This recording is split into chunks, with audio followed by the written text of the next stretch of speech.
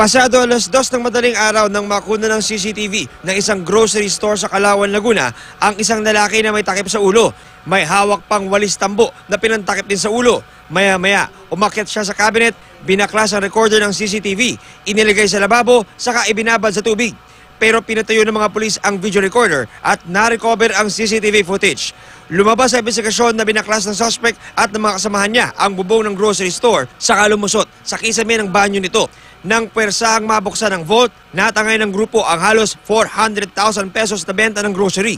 Akakit yan sa bubong, tapos ikakat yung bubong, bababa dun sa lugar na kung saan, na doon yung bolt. Tapos yung mga DVR o yung recorder, dadalhin sa tubig, ibababad yun.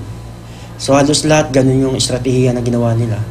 Sa follow-up at bypass operation ng Calauan Police, natakip si Jonel Arevalo, 22 anyos. May tattoo siya na kapareho sa nakita sa CCTV.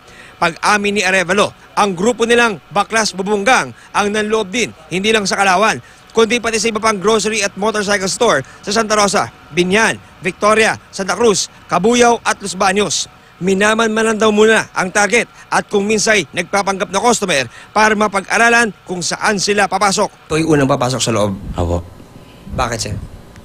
Siyempre para ako po magtanggal ng CCTV. Ako po yung nangihina pa umansin nyo. Dala lang po ng pangangailangan. Kaya ako po nagagawain. Kalalaya lang ni Arevalo sa kulungan dahil sa kaso sa droga. Di raw bababa sa 7 ang miyembro ng Baklas Bubunggang. Balito po yan nagkakilala sa loob ng kulungan.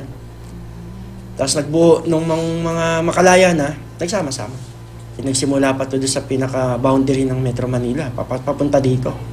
Bukod sa CCTV footage, nag-match din ang fingerprints ni Arevalo sa fingerprints na nakuha sa niloobang grocery store.